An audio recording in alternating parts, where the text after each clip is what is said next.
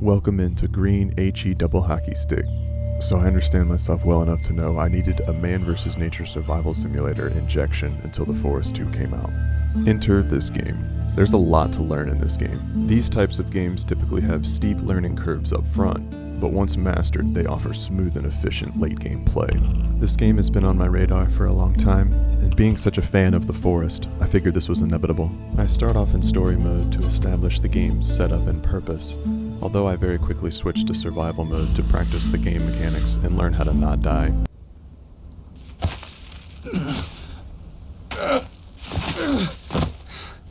Okay, I'm here. I know. Well, that's everything. We're officially settled in. Oh, Mia, the fire is burning. How do you do it? What? You seem so calm. I am calm. Everything will be fine. But I will convince them. I have to. They behave as if I am not here. But they haven't driven you away. That's a good sign. You need to convince them that you're one of them. Agreed. That seems to be the right course of action. If anything goes wrong, I'll leave the village and get you on the radio. All right. How are you doing? I'll be initiated in a few days. Sounds dangerous, Mia.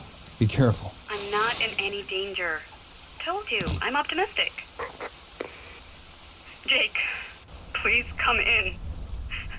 Jake, I need you here. Jake, please. Please answer me. Mia? What happened? Mia, speak to me. Mia! What's going on over there? Alright, so welcome to the real Green HE Double Hockey Stick experience. Mia's gonna have to wait because we're learning how to not die in survival mode. I gotta figure out how to make a bed and sleep. Alright, come on, what else is there? There. This one doesn't require freaking logs. Hut shelter it is. I proceed to get familiar with the building UI, and I construct my first hut shelter.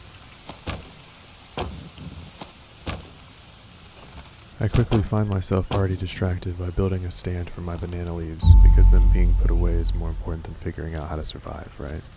I'm not a heathen. I stack my banana leaves appropriately.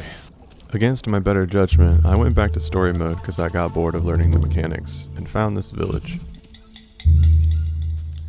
Oh, it's a map. At least what's left of it. Lambda 2. Doesn't ring a bell. In my futile attempts to reach Lambda 2, I decide to eat a raw crab and then wash it down with some unsafe water.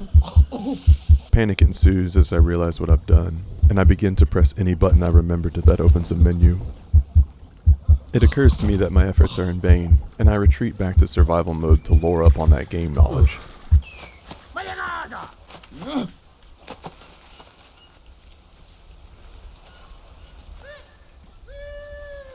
Okay, I actually encountered somebody now.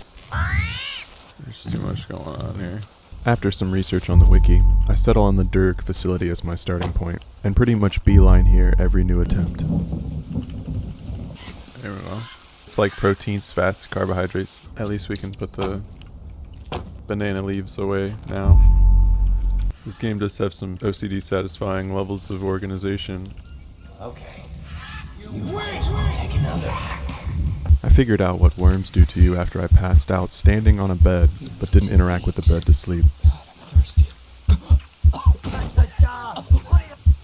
Yeah, they make you hallucinate.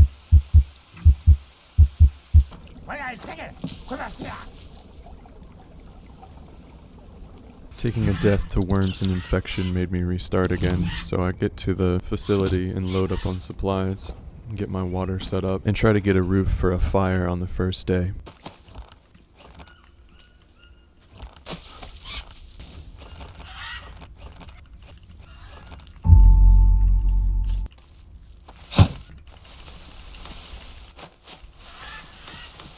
I just barely managed to get the roof completed right before the rain starts, so I get a fire built.